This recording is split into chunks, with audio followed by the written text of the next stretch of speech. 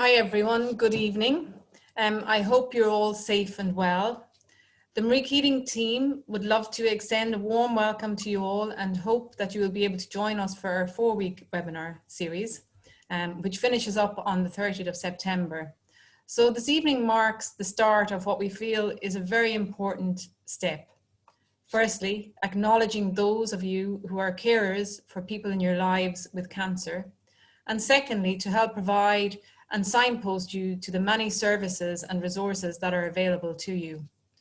All 4 series will be hosted by Dr. Eddie Murphy here, who I'll introduce shortly. I'll just move my screen along.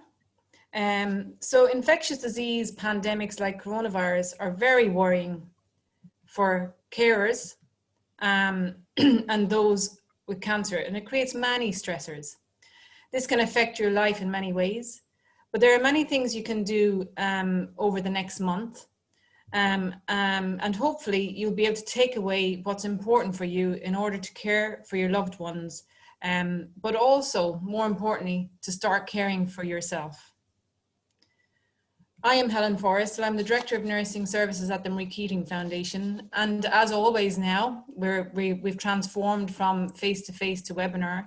So I'd like to go through just a few housekeeping rules with you so that we can get the best out of this hour and get as much interaction going as possible. So you're in your own home, so hopefully you have your phone silenced and you've got a drink beside you, and just make yourself comfortable. Make sure you can hear and see us. And more importantly than anything, I suppose, we have Ava in the background providing our IT support. So thank you very much, Ava. We'll blame you if anything goes wrong, Ava. As an attendee, you do not have the ability to speak or put on your video. But what we would love you to do in this is to look at your Q&A button at the bottom of your screen and use that where you can. Literally, you press on the button, you type in your question, you press the enter a return key, and that question will come to us. If the question you want to ask is on screen and you like the idea of that question, just press the like icon, like the Facebook icon, and that will take that question to the top of the queue and almost definitely be answered. You can do this anonymously or by name, whichever you would prefer. So that's really entirely up to you. We will, I suppose it'll be an interactive discussion throughout, and I'll introduce my very, very special speakers tonight. And we are really delighted to do this. It's not something we've done before. And as I said earlier, it really is acknowledging carers in this space and in COVID. The webinar is being recorded, so it will be available to you over the next couple of days, and that'll be always nice for you or for anybody you know who maybe missed out on tonight to actually look at that later. It's always nice to know as well who's in the audience, and I'd like to welcome our own staff, actually our nursing staff. Bernie is in the background. Bernie is our senior oncology nurse, and she is moderating all the questions and answers for us, so thank you, Bernie. Our CEO, Liz Yates, is also in the attendee there. So hi, Liz, and some of our nurses as well, who actually will be part of our webinar towards the end of the series. Those of you who might have attended webinars before, I'd like to welcome you. We run a lot of Survive and Thrive programs, which are excellent in terms of moving people forward from cancer diagnosis, coming out the other side, and just helping people to get back to some sort of normality, whatever that could be for them. And we also have women and a man in our positive living group who are women and men with metastatic cancers, who are on ongoing treatment and finding life quite difficult and challenging in times of COVID. So I welcome everybody, and I hope you enjoy the hour ahead. So our series is a 4-week series, as I said, and tonight Eddie is going to host all 4 series. Tonight we're looking at acknowledging the role of the carer. Week 2, we're looking at preserving the self. Week 3, we're looking at compassion fatigue and building resilience and preventing burnout.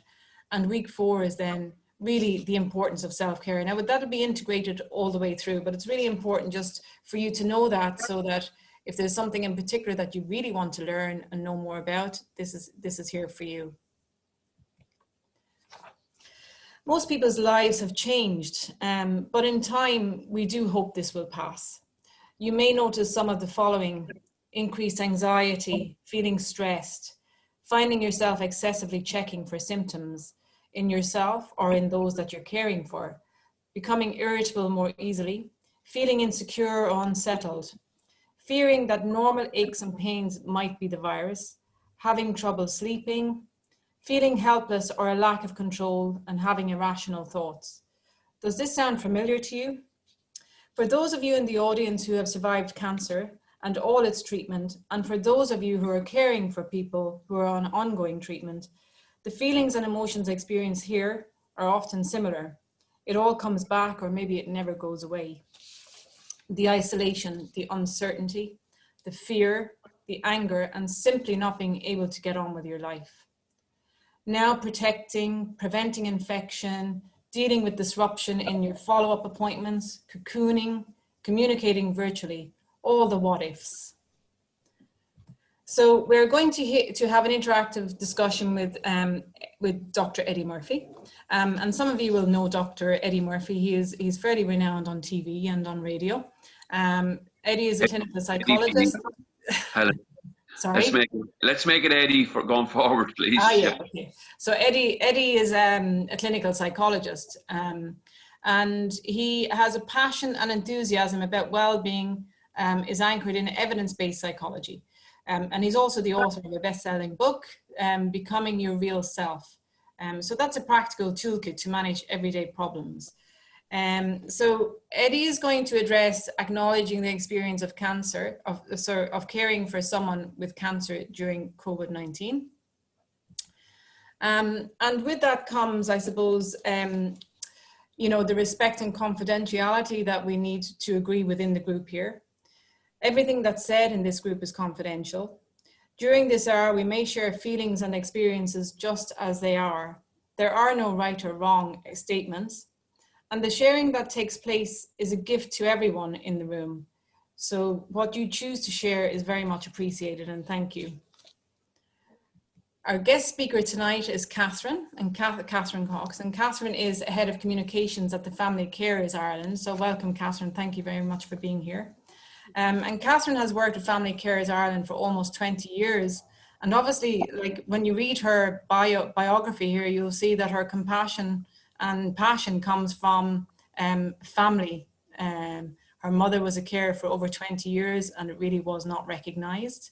And she probably didn't even know at that point in time that she was a carer herself. So that in itself, like the real experience, the family experience is firsthand.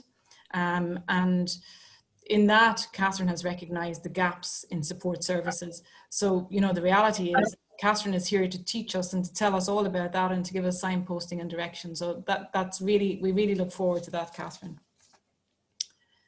So I'm going to now unshare my screen, and we'll all come on screen. So Eddie, I'm going to hand over to you now, and maybe start off with like maybe telling us how it is out there now. Like, how are people feeling? You know, I've actually highlighted maybe some of the issues there, but in your own experience now, you know, we're going to acknowledge carers.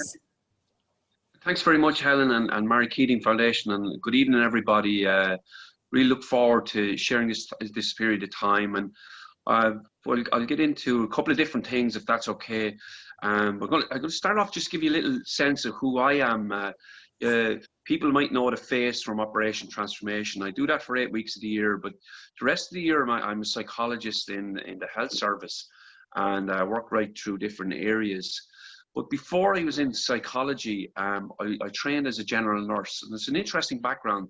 I left Ireland in the 80s, and I went over to the UK. I actually met Helen Forristal over there as well. So just that, you know, there's a small little link there, and you might see that coming up through it. But we trained, Helen was ahead of me. She's always ahead of me. And we trained I trained as a general nurse. I worked in it for 10 years. And I think the nursing background in cardiac nursing and medical and oncology gave me a sort of an insight into, a brilliant insight into when I became a psychologist too. But tonight I wear a different hat as well. I wear the hat that my wife had cancer 2 years ago, still has cancer, is on daily and monthly treatments. And I too have gone through the cancer care journey for the last number of years, and I'm still in that space. So I'm speaking to you with many different hats on at different times, and I think it's just important maybe that to share that. And I've Carol is my wife. Carol was a social worker in a disability service, and I have Carol's permission to talk about this tonight and the impact on where we're at. I'm a dad, and I'm like yourselves. I've no doubt you all wear many different hats. You wear a hat of, so I'm a hat of a husband, hat of an employee, a hat of a dad. They're not in them orders now. I have 2 boys, Oisin and Dara. They're 12 and 10.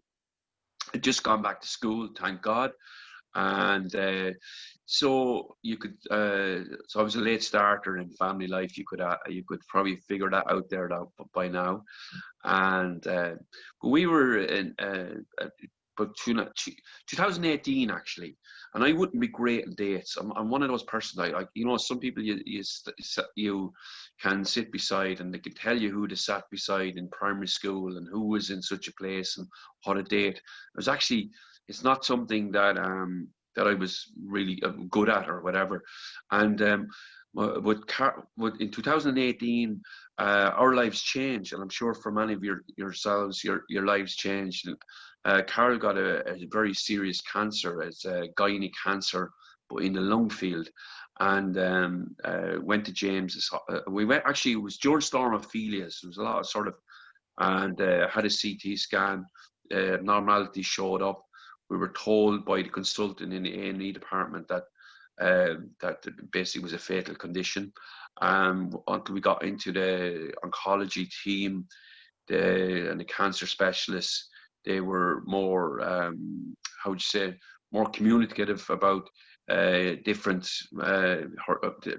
different nature. Like, you can't make that call without taking samples and stuff like that. But it was complex diagnoses because the nature of cancer. And Carol was in St. James's Hospital and would have had a period of a week of chemotherapy, a week of exhaustion, and totally weak. Then brought back, and she was very, very sick, heavy on chemo. And in that period, I was fortunate enough to be able to maintain work, and the boys were in school. It was pre-COVID, obviously. So there was a structure of school for the boys, and thankfully, and the thing about caring is that you've support structures around you, and the supports that we had around, one of the most important supports was our childminder, that was able to pick up the boys or bring them home and do the food, and so I have to say, so having identified the supports piece, with that initial change, I don't know if people are in different phases of their journey, and I'm sure people that are here tonight are in different phases. Some can be earlier, some can be a bit later, characterized by the just getting on with it, the shock, the fear, the anxiety. But I suppose one of the things that in this session I really want to talk about is the whole nature of change and maybe information. So I was a typical man. I was an information seeker. My wife is an information blocker. She just needed to know what she wanted to know.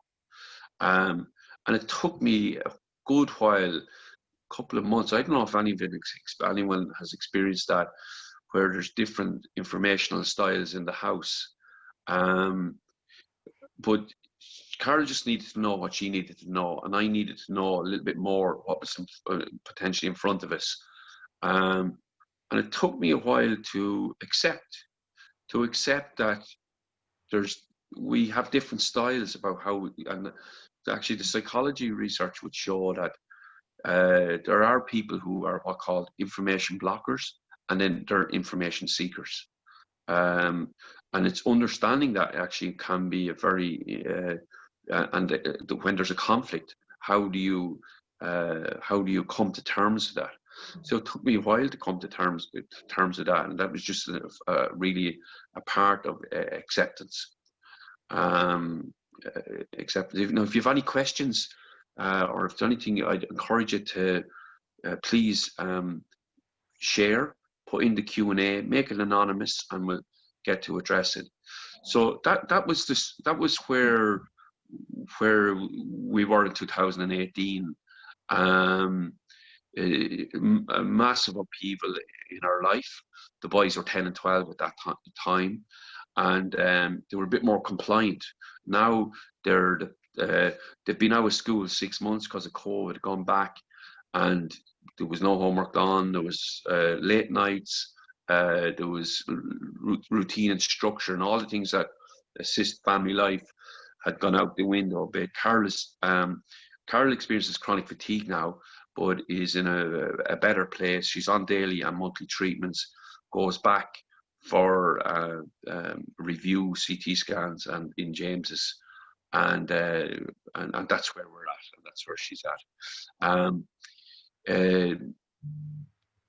I would still seek information, and Carol knows that, so I'd go to maybe talks that might be on around the place, and that's just my way of trying to, I suppose, see can I stay ahead of this, but that's where we're at.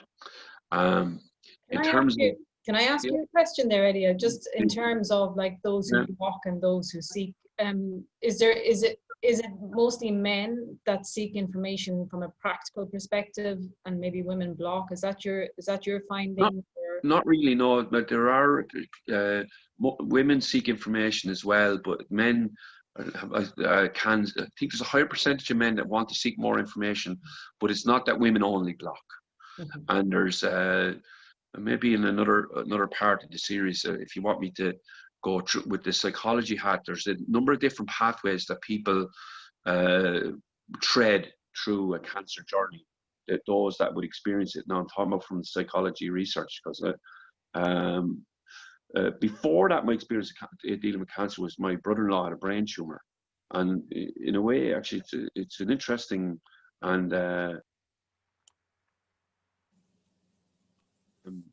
John would have Seamus, and again, I have permission from my sister to talk about my brother-in-law. Seamus was given a year's diagnosis with brain cancer. He lived 19 years. Mm-hmm. And in that 19 years, he climbed Kilimanjaro, climbed the base camp Mount Everest, and had a lot of quality of life. Now, towards the end, he had more neurological problems associated with radiotherapy. But I suppose, I don't think there's anyone that not touched by cancer. My dad has prostate cancer, but he's 86, and I figure I'm in for prostate cancer because I'm genetically loaded that way. So fair play to Mary Keating for throwing out the whole prostate cancer. I haven't got it yet, but I just think I possibly could be there some stage. So yeah, information blockers. It's just women. Not only. It's not just women. It's women and men both, but women, men more. There's sort of the different pathways. Some people are very anxious through their pathway of cancer, and it impacts on their quality of life. Some people, like Seamus, actually was a total denier. He denied. He never. He lived his life as if he didn't have cancer, even though he had cancer. He had the treatments and all the rest of it, but he was in a denial. Some people then are very. They're sort of proactive go-getters. Another way of coping with it. So people have different coping styles. Catherine, do you want to come in there and make a comment, or? Yeah, happy to do so, and thanks for having me. Look, as Eddie said, everybody has been affected by cancer in their family, probably at some point. I myself, my brother actually was diagnosed 3 years ago with esophagus cancer. And he was actually at the time given 6 to 12 months, and he's still here, thank God. And he has had obviously radiation, chemotherapy, but he's come through it and had surgery. And my sister some years ago had thyroid cancer. So it's something that impacts on all of us. And I suppose when people get that diagnosis, it is extremely difficult, and everybody, as Eddie says, handles it differently. For us, what I think is really important, specifically for the family care or the person, whether it's their partner or their daughter, their son, their parent, I think it is really important that they do seek information and get information, because information is power. And, you know, if you know, for example, that there are supports out there for you, such as peer support groups, or if you have to give up work and you know, for example, that there is a carers allowance payment that you can tap into, if it's for a short period or a longer period. So that information is really, really crucial, particularly when somebody first becomes a family carer. And I would say to people that if they are in that situation, that we would direct them to our website, and it's www.familycarers.ie. And we have a really good booklet on it. It's called Rights and Entitlements for Family Carers. And basically it's an A to a Z of what supports are out there. It's financial supports, but it's also supports through the HSE. So if you need somebody to come into the home, look after the person you're caring for, give you a break, that's all in there. If you need to adapt a bathroom to have a downstairs toilet, that's in there as well. So that Rights and Entitlement booklet is really important, and people can go back to it, you know, from time to time, if they have a query or whatever. It's so important there. And the other thing I'd say is that we have a helpline as well, and it's a free phone care line, and people can call it in the day, at night time, and that number is 1-800-2407-24. And again, it's a free helpline. It's volunteers on the other end of it. Most of them have been family carers themselves. They're there to listen, to support, never to judge, just to hear what people want to say and hopefully guide them and provide them with support and point them in the right direction. So I completely understand why people sometimes don't want to look for the information, and they just want to know what they need to know. So, you know, everybody is different, and people can take that slowly, or they can go and seek information if and when they need it.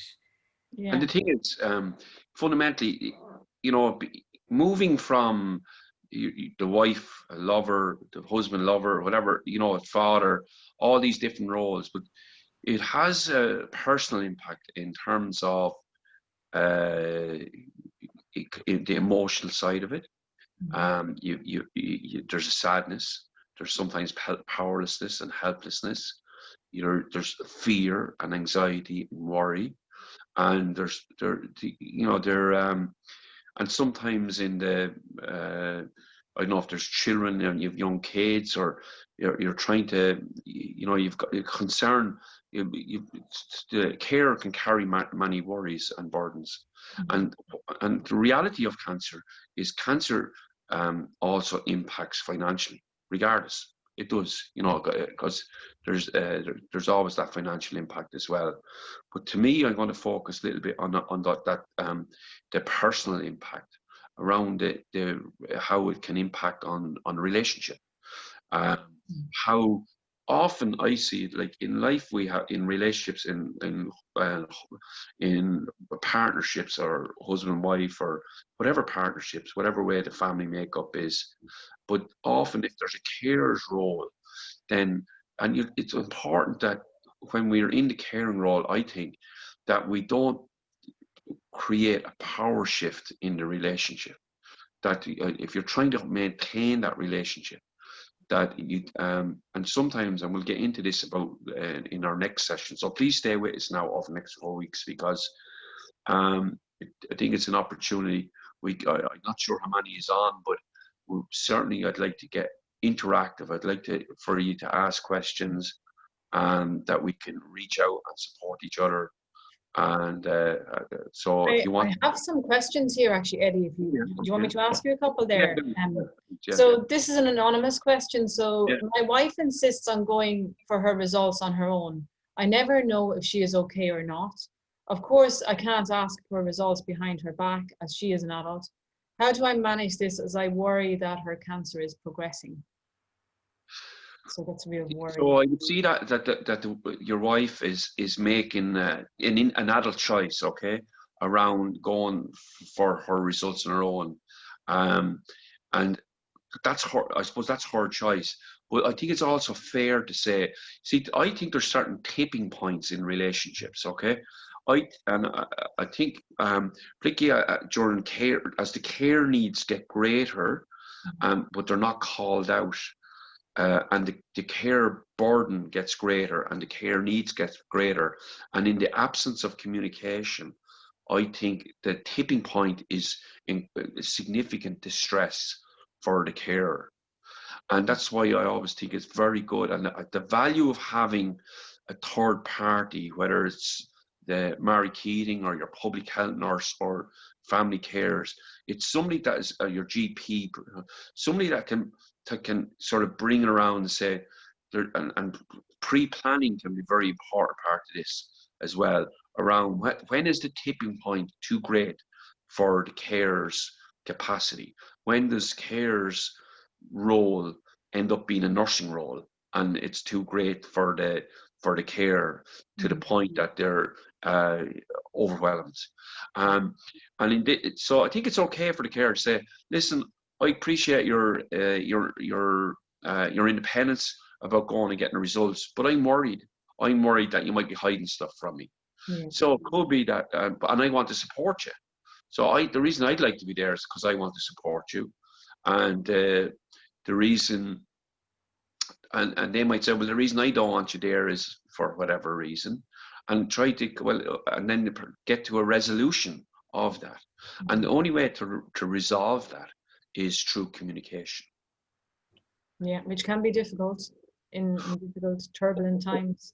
Yeah, it can be difficult, but if we're in two parallel tracks, if the individual and the care are in two different tracks, and you'd see this in a very in my nursing days, we would see this very in huge clarity.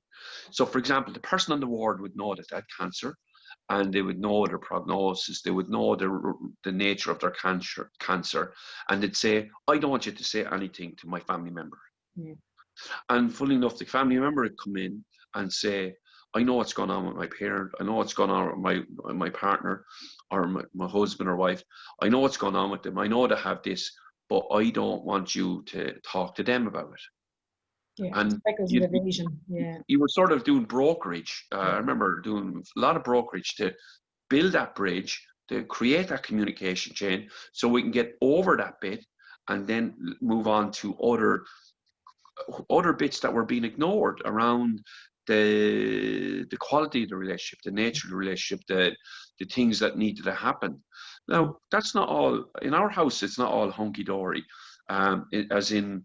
My wife generally wants, for example, put off all her scans all over summer because she wanted the summer, even though she was getting invited up for a scan. She figured, what's the difference? I'll go at the end of summer and I'll just take this period out. I'd be like, God, I'm not really sure about that. I prefer if you went when they asked you to go. And but you can see the sort of the tensions in any dynamic around this. But it's assisted by some communication, you know? Sure, yeah. Yeah. And there's another nice question here as well, really around, like, for the carer in particular, and I really like this because it's quite a brave question to ask, I think. How do I enjoy time away from my husband who has stage 3 colon cancer without feeling guilty? Yeah, well, see, guilt in psychology, in the world of psychology, the two emotions that will raise a flag for me are shame and guilt. Okay, shame and guilt, because they're quite hard emotions to get rid of. Guilt, one of the things that drives our emotion. I'll just step back a little bit, right? So I'll just go into this COVID period because I want to give a sense of the COVID, and then I'll combine the question with this. Is that in COVID, because of the uncertainty and the nature of COVID, our stress levels have increased. Okay, and what's got activated is our fear. Like, fundamentally, our fears have got activated, and what drives our emotions are our thoughts. So the thought would be, oh my God, if I catch COVID and I'm vulnerable, or if I catch COVID and I give it to my partner and they're immunosuppressed, there's a level of vulnerability there. I don't think I could, that I'm really worried about that. Or if I did that, I would feel guilty. Or so guilt, the thought there about that person is, I'm going out enjoying myself, or I'm taking a break. I'm enjoying myself. This is the thinking pattern now behind the feeling. The feeling is the guilt, and the thought is, if I go out and enjoy myself, I don't deserve that. There's some punitive way of. No, I guarantee you, if that person opened up and asked their loved one and said, "Listen, when I'm away and I'm out having a coffee with the girls, or if I'm out going for a walk, I feel bad about that." And I'm no doubt that the person with the cancer would say, "No, I've no problem with it. Please don't feel that." And so it's trying to find that reassurance for herself. That's the real key part to this. Yeah. Would you see that, Catherine, quite a lot in your own practice and in your own supportive services? Yeah, we certainly would. I'd say the feelings that carers most have would be guilt, would be anxiety maybe for the future, would be fear of the unknown. But the guilt, what we would say to carers is, like, in order for them to care safely and well for their loved one, they have to look after their own mental and physical health and well-being as well. And, you know, as we said earlier, carers often ignore their own health because obviously they're so caught up in caring for their loved one. So the guilt is very common. And even though, and a lot of family carers would say to us, "I'm not doing enough," or "I'm not doing a good job," they're only doing the best they can. You know, quite often they're expected almost to be the doctor, the nurse, the physio, the cleaner, the cook, you know, when particularly when they're very high care needs. So I would say to carers that they shouldn't feel that. They do the best they can, and they need to take time out as well from their caring role. And we know that respite, for example, is so important for carers to recharge their batteries. We know there's not enough respite in this country and carers cannot access it. And it is particularly bad through COVID and through the last number of months. So it's so important that carers can disconnect from their caring role and take that time that they need to recharge the batteries and look after themselves. And how, like Catherine, you just said there's not enough resources in Ireland. How do they do that? Like if they can't find the resource, you know, it comes back. It's a bit of a vicious circle, isn't it? It is, but there are lots of voluntary organisations out there that do support families. So I know the Cancer Society, the hospice, certainly ourselves, we provide what we call in-home respite for family carers, and that's where we have trained workers who go in, would sit with the person requiring care and allow the carer to leave, even for a few hours every week, just to take that break from their caring role. Yeah. So there are lots of voluntary organisations out there that they can tap into. And again, I'd say, you know, have a look at our website. Actually, this Thursday we do Carers Coffee Club morning, every Thursday morning at 11 a.m. And it's where we have a guest speaker who comes in and talks about issues that are very important for family carers. So this week we have a gentleman, Brian Nolan, and he's going to be talking about end of life, grief and loss, which are issues that do impact obviously on family carers, very important to family carers. Carers can tune in. It's just a half an hour. They can have their coffee and it's a live session, so they can ask questions, they can comment, and it's a place where they can provide peer support to one another as well. Sometimes it's easier to talk to somebody who's in a similar role to you, like a family carer, because they understand what you're going through. And sometimes that's not easy to do with a family member or a friend, but can be easier to do with a carer. So those peer support networks are really, really important for people. They are, and they provide that empowerment, don't they, and that learning from each other, which is so powerful. Very powerful. Eddie, you coming back in? Yeah, I'm just picking up some of the questions that are coming through there, and I want to try and respond to them. There's one there about, maybe you could read it out, but it's about the person that's checking around the metastatic breast for her mum, and she's engaged in a lot of looking at sites online. And do you want to read that out? Let me see if I can. Near the end there. Oh, this is it. Yeah. So this is from an anonymous attendee. I find it very hard to switch off. I research all the time, night and day. My mom has metastatic breast cancer, which has spread throughout her body, and I'm constantly researching treatments and things for her to do to lessen the side effects. How do you recommend people switch off from this? Sometimes I'm completely exhausted, but I can't stop myself. What I'd say to that person is, I think that's it's an anxiety behavior actually. The checking is a very common anxiety-based behavior, and the actual continual checking is increasing your anxiety more and more.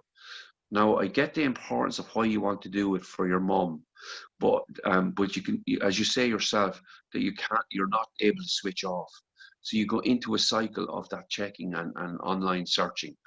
I would ask you to give yourself a period of time, maybe twice a week, maybe on 2 or 3 websites that are trusted, and that you just do research for a fixed time frame. And because what I feel you're doing at the moment, what I know actually that you're doing at the moment is the continuous checking is reinforcing your anxiety, and it's only making you feel worse. So, attendee, please just, if you want to try that for a 2 or 3 week period, even just through the course of this program, and you'll find that it'll be harder at week 1 between now and next week, because you'll want the urge to do it. But you'll find in week 2 and week 3 and week 4 that you'll have less exhaustion about that. So commit to doing it the length of time, fix it on a number of sites, and then stop. Because remember, your professional caregivers, your mom's care team, have a lot of experience in managing the side effects, and the professional carers around you. And you might be coming from it sounds like you could be coming from a healthcare background as well, that sometimes we get over caught up in searching, like I did at the start. And I think you just have to, I would say it's an anxiety-based behavior. Yeah, I'd certainly agree with that as well. When my father was ill with a urological cancer, my expertise, I was all over it, and I delved very deep, and deeper than I should have really as a carer, because I knew too much. But it becomes overwhelming, and it becomes very exhausting. So you need to be that's in caring for yourself, isn't it? Minding yourself through this. Also, psychologically, really, in a way, psychologically, you're trying to, I'm speaking to you directly now, this person, okay, that you're trying to control an uncontrollable. That's really what you're trying to do by doing that piece of that research. And you're trying to control an uncontrollable. And so just asking you to mind yourself, and to just highlight what I'm trying to help you there with.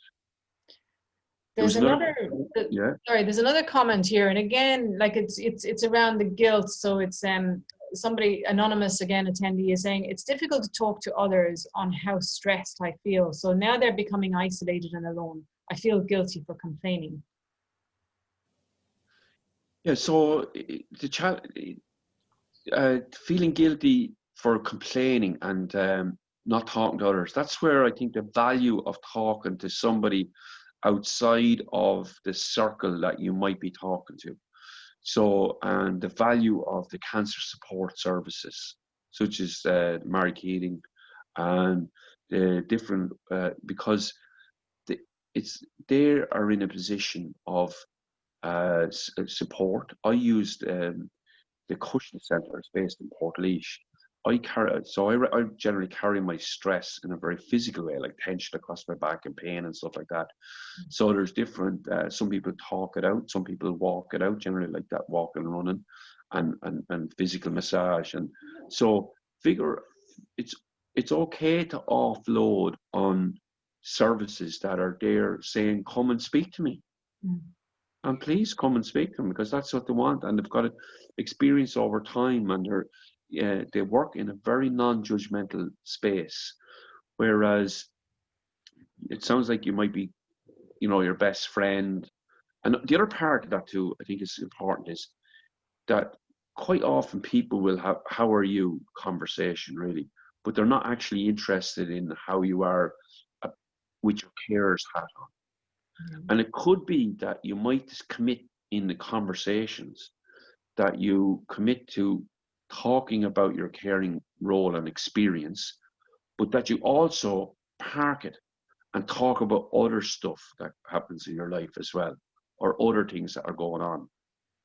And so, for example, every time I was during a very acute phase, like, I mean, the year of 2018 I'm talking about, is, and I'm sure many of you have experienced this, people they'd meet you and they'd say, how is Carol, right? So they're interested in how Carol is. And that's fair enough, they're not interested in me, but I was okay. I needed a little bit of that. How are you doing? But it's like, how is Carol? And then in a way you start resenting it. You go, not because they're not asking about how you are, but you just resent it, going, there's more to life than this at the moment. I'm managing this bit. I don't necessarily want to, every time I meet with you, give a medical review of how my wife is doing. Can we not talk about, so I would go running, my sister and friend would be great support, and we'd run or walk, and we'd say, right, we'll commit to talking about this for Carol and where we're at for 5 or 10 minutes. And then during the rest of the run, we talk about all the other crap that's going on in life that we normally do, and just trying to keep a balance on it. Yeah. And just to say, Helen, one of the things when we formed as an organization, one of the key pieces that we put on all our leaflets was, we're the organization who ask you, the carer, how you are. Because it's exactly as it is. Family carers sometimes feel they almost lose their own identity.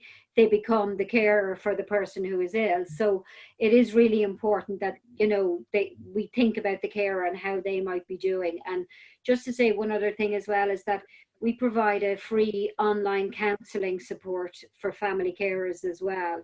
And particularly in the last 6 months, we have been inundated with requests for that, because it is obviously with COVID, it's difficult for everybody, but I think it's particularly difficult for people who are caring or people who are ill themselves and are isolated and having to cocoon. So that online counselling is there. It's confidential. It's free to family carers. And I would say to people, if they wanted to engage with that, again, they can call the free phone number, and we can help them with that. So one of the things, just contact a little bit about COVID now and where we're at, is that in the early phases of COVID, it was all shoulders. Everybody did a big national effort. And you can tell now that sort of people are sort of going their own way a little bit now around this, that the national effort in a way has shifted, and there's a level of disillusionment. But one of the things that around anxiety, concern and worry in terms of COVID is continual news checking adds to our anxiety. Focusing on what we can control. So we can control our hand washing, our social distancing, our face mask wearing. If we're focusing on stuff that's outside of our control, there's a thing called our circle of control, our circle of influence, and our circle of concern. So our circle of concern, if we're living in that concern space all the time, and we're outside of what we can control, it's often a component of the emotional experience of that is more continued stress. And stress impacts on family carers in a huge way, because stress reduces our own immunity. We get more fatigued, we get more sick. It impacts on our relationships. We get more irritable with our kids. We get more overwhelmed, and I'm speaking for myself there. But that's real, and it's true, and it's, it is overwhelming. There's another Catherine, anonymous person, attendee, just said, you have just described my feelings on a daily basis. So that's true understanding.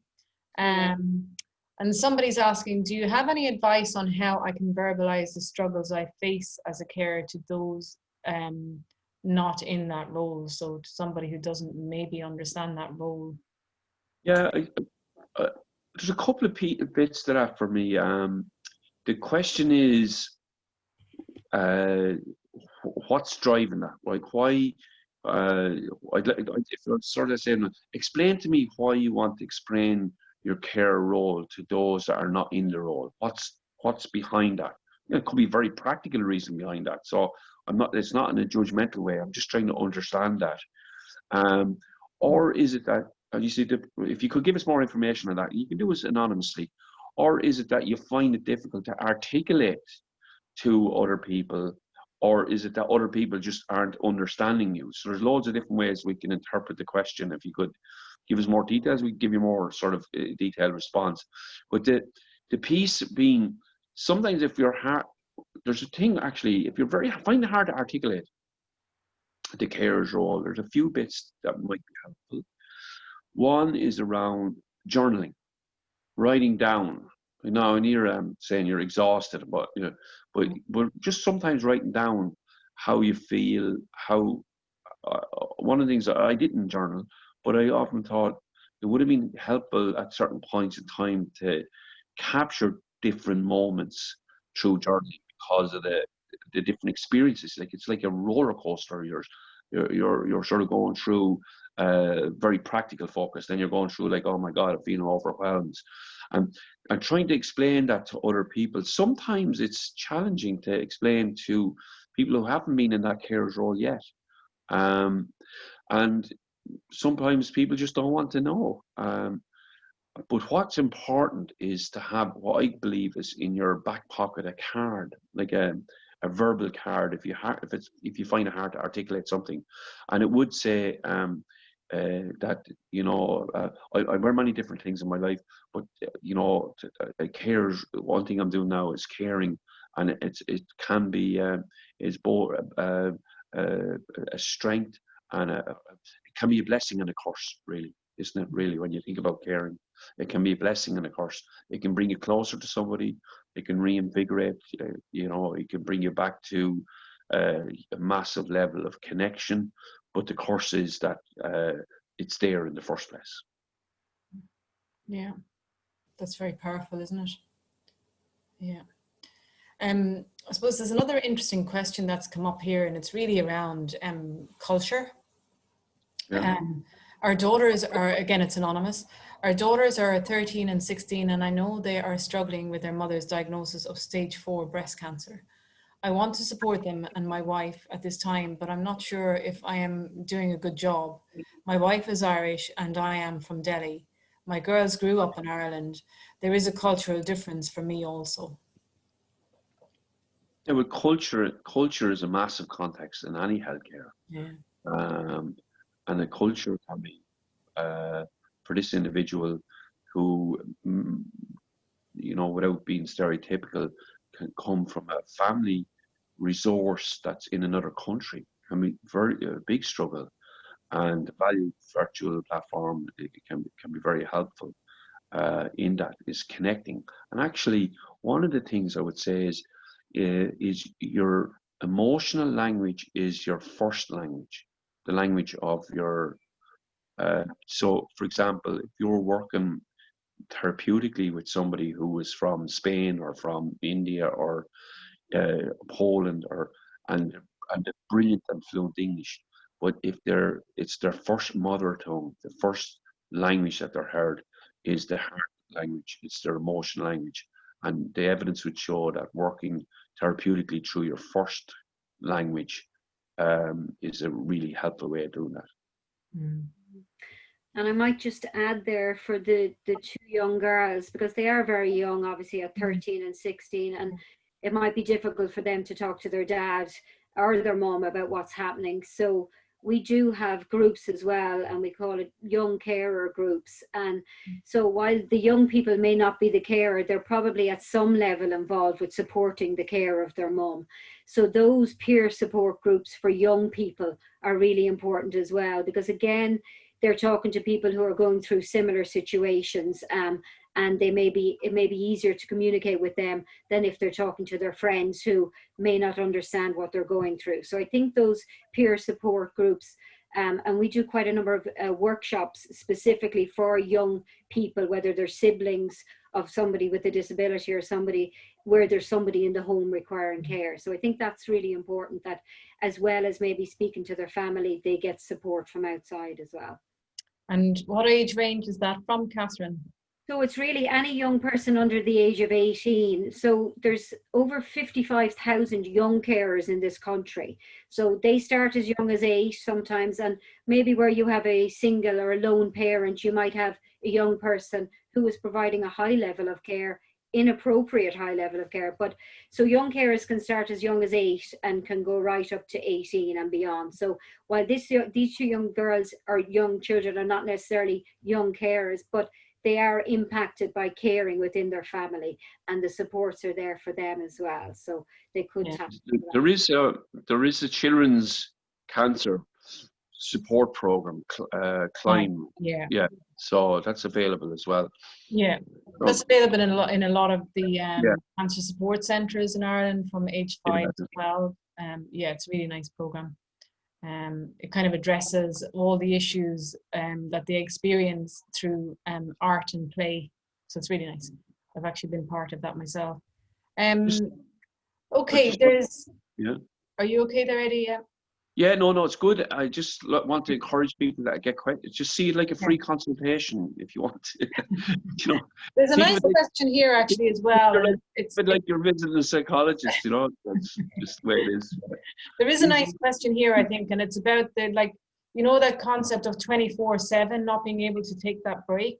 Could you give me some advice on sleeping? I find it hard to switch off at night, sleeping with one ear open.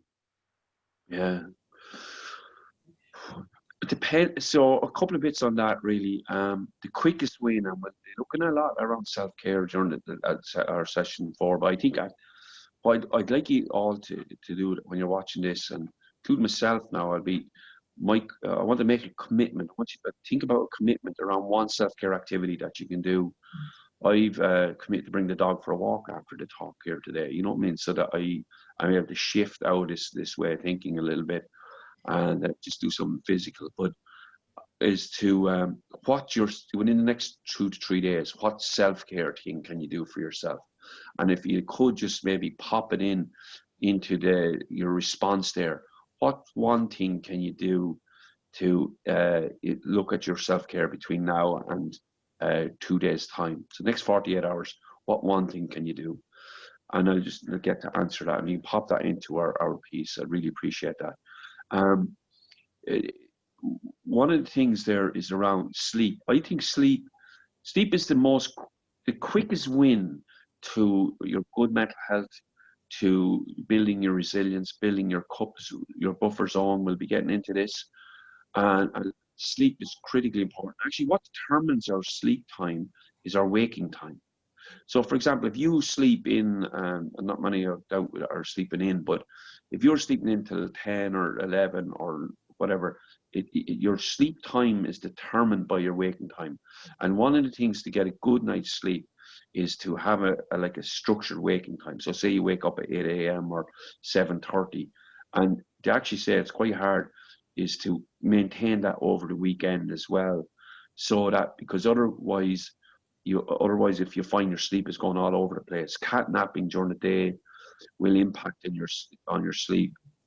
That whole thing of the window open, like the computer with the window open that you're talking about, that I would wonder a little bit about that. But just the psychology piece of me would say, you obviously have gone through a very acute period at some stage.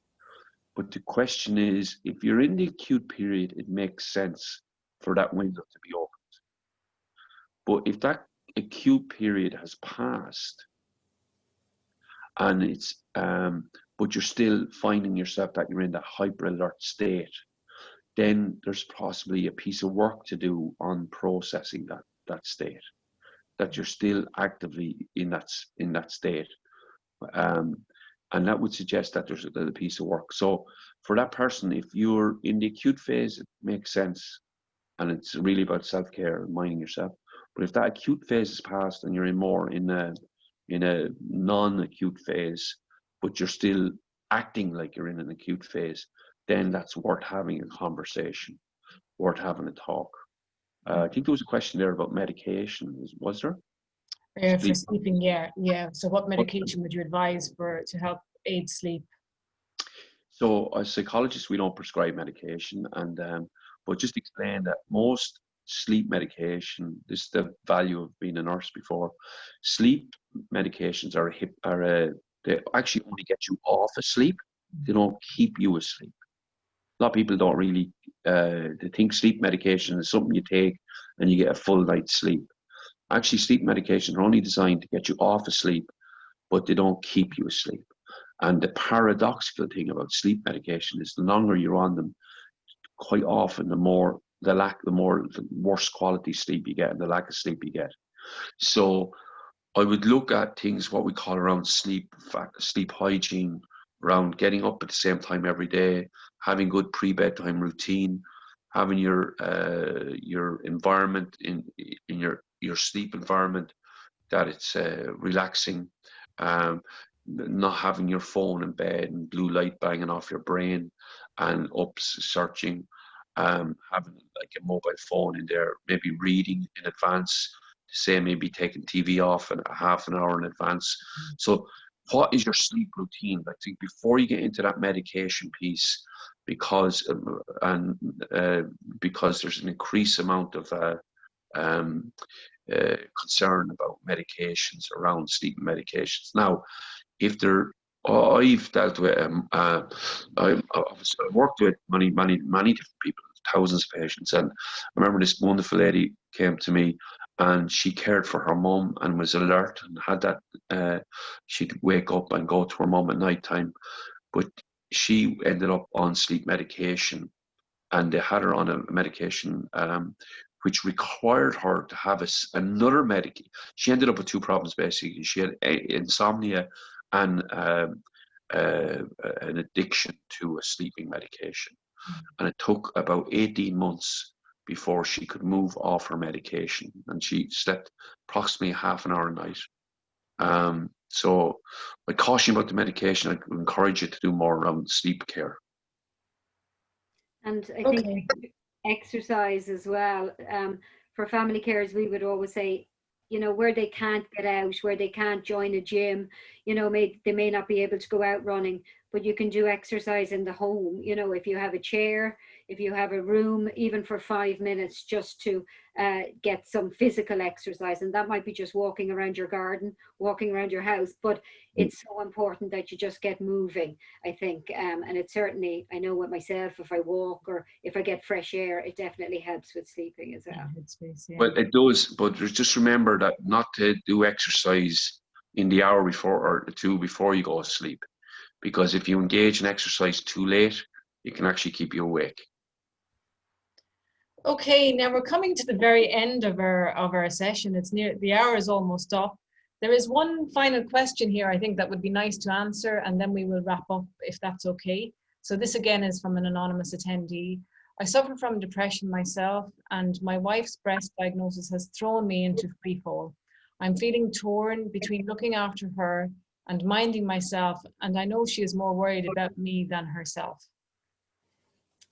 Okay, well, so thanks very much for the question, and so a couple of bits there. One in four or one in five people, 20 and 25% of people who experience cancer diagnosis themselves will experience a depression, significant clinical depression or anxiety. Now, for yourself, you've described there that it sounds like you previously had a depression and you're having a reoccurrence of a depression. Is that right? Did I pick that up in the question? It just said depression, yeah. Okay. Yeah. So for families, okay, regardless whether you had it before or not, but your wife has had a diagnosis, and often for a family, it can be an adjustment reaction, and it can walk and talk and feel like a depression. And so it's really important for both of you to acknowledge that your mood is dropped, that you get some help for that. Now, here's some really important information for you. How about physical exercise? 4 sessions of 40 minutes a week of physical exercise is equivalent to antidepressant medication for mild to moderate depression. That's a large study, National Institute of Mental Health, over 10,000 subjects. And 40 minutes of walking can really impact on that. But I think there's an additional layer on this as well, because if this was triggered by your wife's diagnosis. So it's about having a conversation about and using the support networks of the cancer supports groups to talk about your fears, talk about your concerns, talk about your low mood, talk about fundamentally, if you think about it like this, what is depression really? Depression is profound sadness. And you're experiencing a sadness associated with your wife's experience of cancer. And if you start in that space, then if you start then with a compassionate way of looking at yourself and supporting yourself and supporting your loved one, and having and there's you know, when we're looking now at treating cancer psychologically, we look at the way we think, but we also are very interested in looking at supporting people to be more compassionate towards themselves. Because what I hear in that space is I hear somebody that is beating themselves up a little bit because they feel that they should be focused on their wife's needs, and they can't really express their own needs, even though they're hurting very much inside. Where a compassionate way around that would say, I'm struggling here. There's a terrible sadness here, and I can understand that sadness, and it's okay to feel sad, and it's okay to do something about this sadness, and that doesn't make me a selfish person. And somewhere it's starting in that space. So you have a little bit of work to do. Please connect. Please come back to us. There's some books by Gilbert, Gilbert, on self-compassion. There's some really, down in your public library, there's books, including my own there, around depression and some tools to manage depression, and looks at the whole area of mindfulness and cognitive behavioral therapy. And so please connect in with us and keep asking us questions, and let us give you really good quality information so that you can manage this. But see it as profound sadness. Yeah. Labels are for things, remember that, eh? Thanks, Eddie. That's really good advice to take away tonight. And I think the message you're saying is come back next week. We're here again. Catherine, I'd like to thank you very much for all your all your support in the carer space, and thank you for the signposting. And I'm hoping that people who are listening tonight will actually gain from that and actually be part of that that support network that is so badly needed. And I suppose an awareness is the start of all of that. I'd like to probably just share my screen for a couple of minutes, because I'd like to maybe just talk about what's happening next week. So just bear with me a second there, and we'll bring that up. So we've done our Q&A, and I suppose Eddie and Catherine, you might agree with me that these are steps, they're big steps, but one at a time, and steps for success. And initially people feel they can't do it, and eventually they did it. And that is really about caring for themselves and making sure that they are carers. Eddie, you talked about, blessing, caring being a blessing, but also being a curse. But I think one of the quotes that I really like is, the closest thing to being cared for is to care for someone else. And another one is, one person caring for another represents life's greatest value. So just looking at some of our services, if anybody requires them, we have a positive living group for people with metastatic cancers. We have a Survive and Thrive program, which is a 6-week program. We have one in November, actually. I don't think you can see my screen there, can you? No. No, okay. Anyway, I'll just talk it through at this stage because we're wrapping up. So Survive and Thrive, we have a 6-week program running in November, 4th of November. We still have some spaces on that, and that's for people who've been through a cancer diagnosis and coming out the other side. So be really nice for people to avail of that if they can. And we also have an Ask the Nurse service. So tonight might trigger some questions for people or some worries. So, you know, please do phone in 01 628 3726. Catherine has offered her services as well. And we are here to help in any way we can, and we can signpost also, and that's really important. And Eva, I don't know if you can move on my slide there, can you? So next week we're looking at preserving the self, and again from 7:30 to 8:30 on the 16th of September. Next week is Palliative Care Awareness Week, so it's very fitting that we have Deirdre from the Irish Hospice Foundation.